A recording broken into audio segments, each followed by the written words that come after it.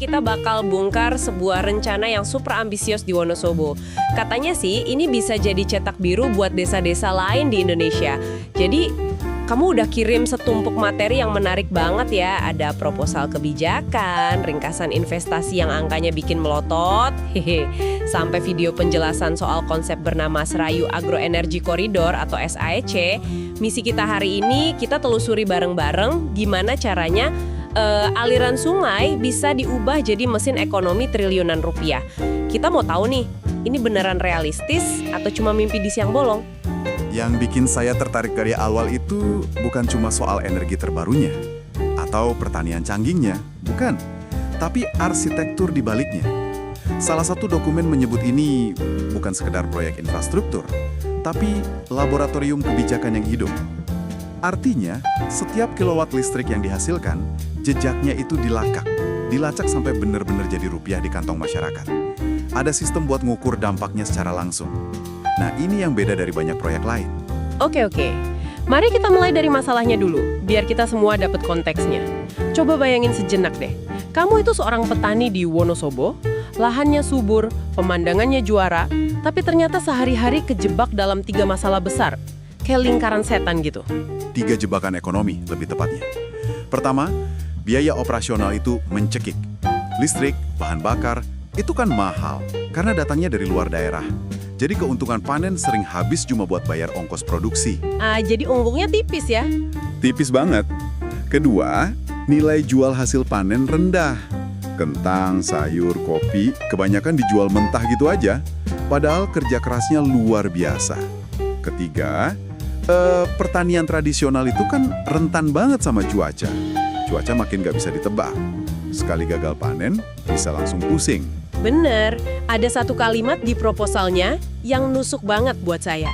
Tanpa energi yang terjangkau dan bersumber dari lokal, sektor pertanian tidak dapat naik kelas. Mereka seolah-olah punya mesin mobil bagus, tapi bensinnya nggak ada. Mereka butuh percikan api. Pertanyaannya, dari mana datangnya percikan itu? Jawabannya ternyata udah ada di depan mata mereka. Mengalir deras setiap hari. Kekuatan Sungai Serayu. Salah satu sumber data geospasial nunjukin fakta unik. Di sepanjang wilayah proyek ini, aliran Sungai Serayu itu mengalami penurunan ketinggian sampai 400 meter. 400 meter? Curam banget itu. Curam banget. Secara fisika, itu kan potensi energi kinetik raksasa yang selama ini ya bisa dibilang lewat begitu aja. Nah, disinilah idenya jadi gokil. Mereka nggak berencana bangun satu bendungan raksasa yang menenggelamkan desa dan ngerusak lingkungan. Justru sebaliknya, mereka pakai konsep PLTA mini cascade dengan teknologi run of river. Tunggu, kenapa nggak bangun satu bendungan besar aja? Bukannya lebih simpel? Pertanyaan bagus. Bendungan besar emang menghasilkan listrik masif, tapi biaya lingkungan dan sosialnya juga masif. Puluhan desa bisa tenggelam, ekosistem sungai berubah total. Nah, konsep run of river ini jauh lebih sopan. Bayangin bukan satu bendungan raksasa, tapi 10 pembangkit listrik mini. Dipasang berbaris, ngikutin aliran alami sungai. Oke. Air yang muter turbin pertama dialirkan lagi buat muter turbin kedua, dan begitu seterusnya. Jadi, nggak ada area luas yang ditenggelamkan. Dampaknya ke alam jauh lebih kecil. Jadi kayak tangga air raksasa ya? Cerdas banget. Dan dari segi angka, ini bukan proyek main-main. Total kapasitas terpasang dari 10 unit ini katanya bisa 6,95 megawatt. Itu bisa menghasilkan listrik bersih sekitar 50 gigawatt hour. GWH setiap tahun. Konsisten. Betul. Dan yang paling penting, 50 gigawatt ini bukan cuma buat merangin rumah atau nonton TV.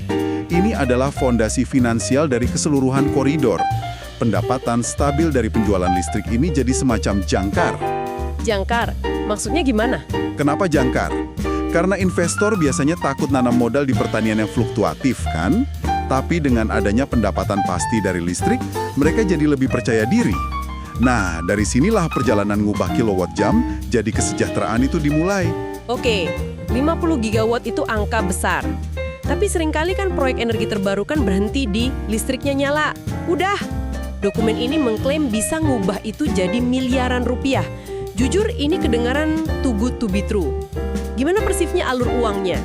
Kita mulai dari yang paling dasar dulu, pertanian. Sebanyak 12,5 gigawatt dialokasikan ke sini. Di sini, listrik dipakai untuk hal-hal yang benar-benar ngubah permainan. Menghidupkan smart greenhouse buat tanaman bernilai tinggi kayak stroberi atau paprika, yang bisa panen sepanjang tahun tanpa terpengaruh musim. Listrik juga dipakai buat pompa irigasi modern yang presisi. Jadi, nggak ada lagi cerita kekeringan atau kebanjiran. Dan kalau diuangkan, seberapa besar dampaknya? Kalkulasi di proposal investasinya nunjukin hasil yang luar biasa. Peningkatan hasil panennya aja bisa sampai 25-40%. Kalau dikonversi, untuk zona pertanian aja nih, setiap 1 gigawatt yang dialirkan mampu muter roda ekonomi senilai 10 hingga 14 miliar rupiah per tahun. Wow! Oke, jadi panennya ningkat drastis. Tapi kan ekonomi desa bukan cuma tanaman. Dokumen ini juga nyebut soal peternakan dan perikanan. Gimana energi ngubah nasib mereka? Aliran listrik berikutnya sebesar 10 gigawatt masuk ke zona peternakan dan perikanan. Listrik di sini dipakai buat kandang ayam otomatis. Bisa ngatur suhu, kelembapan, pencahayaan, semua ideal.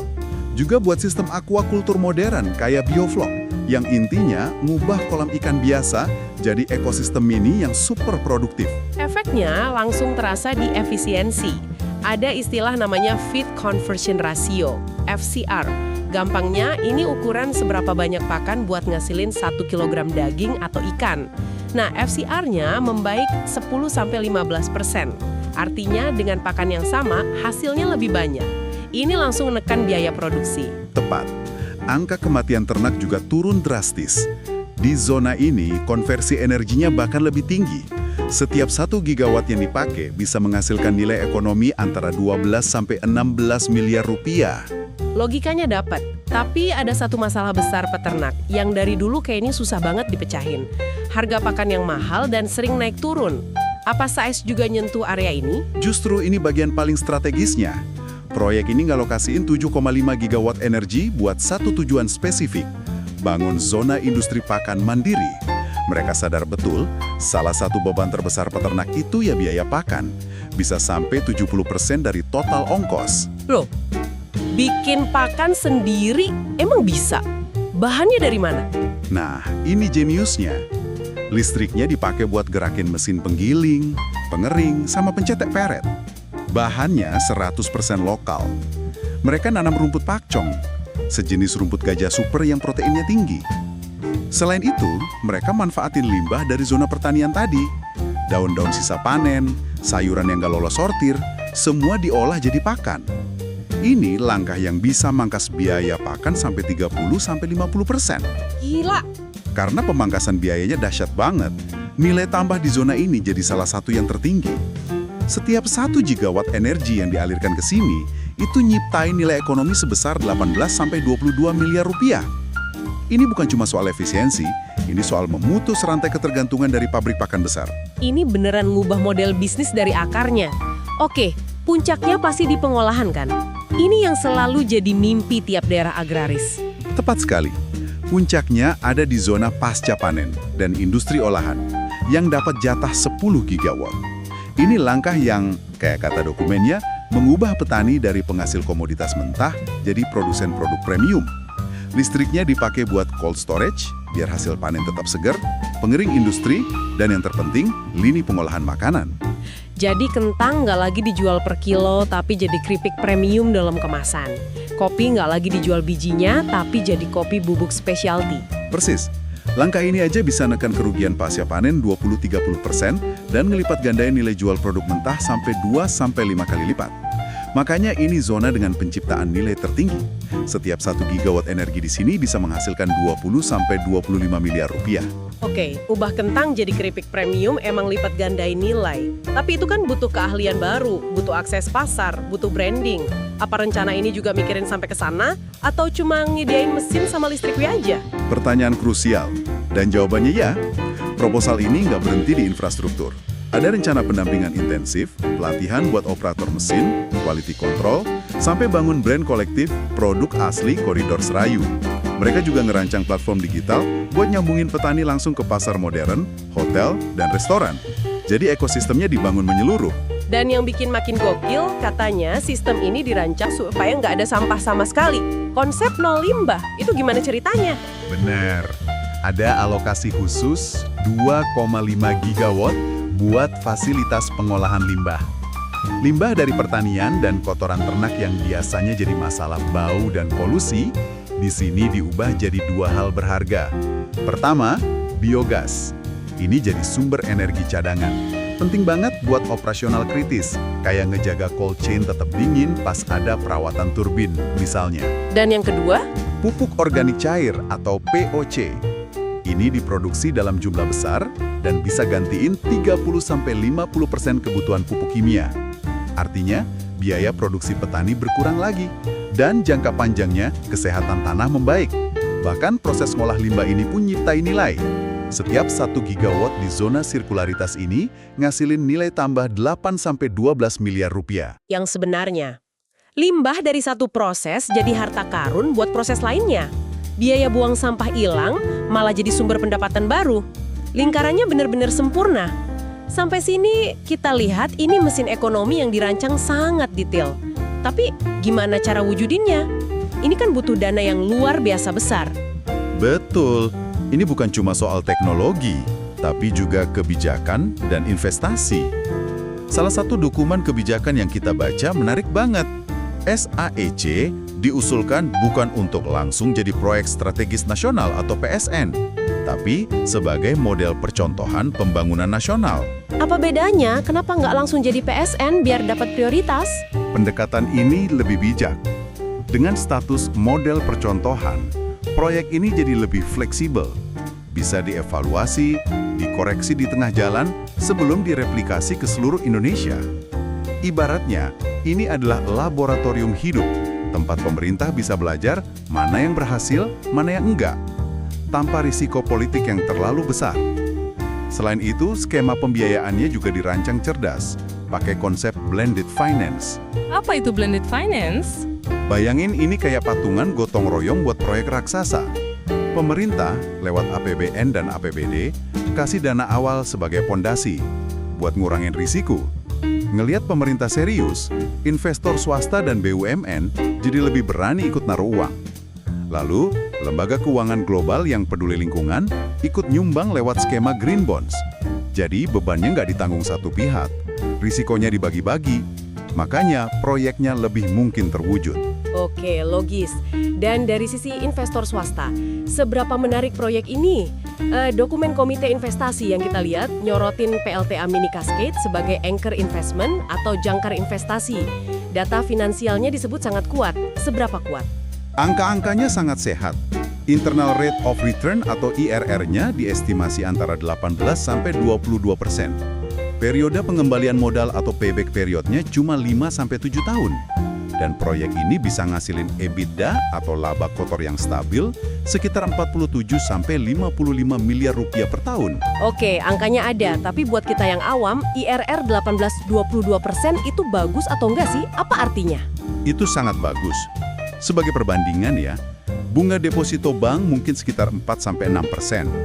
Rata-rata return di pasar saham jangka panjang mungkin 10-15%. Jadi, return 18-22% itu sangat menarik buat investor. Apalagi risikonya relatif rendah, karena penjualan listrik itu kan kontrak jangka panjang. Oke. Dan payback period 5-7 tahun itu artinya dalam waktu kurang dari 1 dekade, modal awal mereka udah balik. Sisanya, keuntungan bersih. Nah, ini yang bikin investor swasta mau ikut masuk.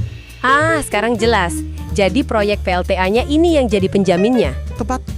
Anggap aja PLTA ini toko jangkar di sebuah mall baru. Toko ini besar, terkenal, dan pasti rame, kayak penjualan listrik yang stabil itu. Karena ada toko jangkar yang kuat ini, tenen-tenen kecil yang lebih kreatif dan berisiko, kayak industri keripik kentang atau peternakan modern, jadi berani buka toko di mall tersebut. Stabilitas di hulu energi jadi penjamin buat inovasi di hilir. Oke, jadi setelah semua inovasi teknologi, model bisnis sirkular, dan skema investasi cerdas ini jalan, seperti apa gambaran besarnya? Apa hasil akhir dari semua ini? Hasil akhirnya adalah sebuah transformasi ekonomi wilayah yang terukur. Kalau kita jumlahin semua, nilai tambah dari tiap zona tadi, total 50 gigawatt energi yang diproduksi tiap tahunnya, mampu menciptakan nilai ekonomi tahunan sebesar 645 hingga 835 miliar rupiah. Itu angka yang luar biasa. Kalau kita lihat rasionya, ini yang paling bikin tercengang. Di salah satu dokumen ada kalimat kunci. Setiap 60 miliar rupiah biaya energi menghasilkan 645 sampai 835 miliar rupiah nilai ekonomi per tahun. Itu artinya rasio konversi energi terhadap nilai tambah bisa 1:10 sampai 1:14. Dan dampaknya bukan cuma ekonomi. Proyek ini diperkirakan bisa nyiptain 300 sampai 500 lapangan kerja baru. Bukan sekedar buruh tani, tapi pekerjaan yang butuh keahlian lebih tinggi. Operator mesin, teknisi listrik, ahli pengolahan pangan. Ini bakal ngedorong peningkatan kualitas SDM di desa secara signifikan. Belum lagi tumbuhnya UMKM pendukung di sekitarnya. Pasti ada yang buka jasa logistik, bengkel, atau warung makan. Dan rencana pembangunan Agro Energy Park sebagai pusat pelatihan sekaligus wisata edukasi juga ide yang brilian. Ini benar-benar sebuah ekosistem yang hidup dan berkelanjutan. Tepat. Jadi kesimpulannya, SAEC ini ngebuktiin kalau energi terbarukan itu bukan sekedar soal nyediain listrik buat konsumsi. Kalau dirancang secara cerdas dan terintegrasi, energi terbarukan bisa jadi mesin investasi produktif yang sesungguhnya. Ini model yang mengintegrasikan energi, pangan, dan pemberdayaan desa secara harmonis. Dan yang terpenting, ini bankable. Paradigma energi sebagai beban biaya diubah jadi mesin investasi. Pas banget ya kalau SIJIK bukan cuma proyek untuk Wonosobo. Ini adalah cara berpikir yang benar-benar baru tentang gimana membangun pedesaan secara berkelanjutan. Bukan lagi dengan pendekatan sektoral yang kepisah-pisah, tapi sebuah arsitektur terpadu. Ini sebuah cetak biru yang sangat detil dan terukur yang ngejawab gimana caranya dengan sangat konkret. Setelah dengar gimana aliran sungai di Wonosobo bisa diubah jadi mesin ekonomi yang sekuat itu, pertanyaan besarnya bukan lagi apakah ini mungkin, tapi di mana lagi ini bisa diterapkan. Coba dibayangin, potensi sungai, angin, matahari, atau bahkan panas bumi, apa yang ada di daerah sekitarmu, yang selama ini mungkin cuma dilihat sebagai pemandangan, tapi sebenarnya bisa diubah jadi model cerdas seperti ini.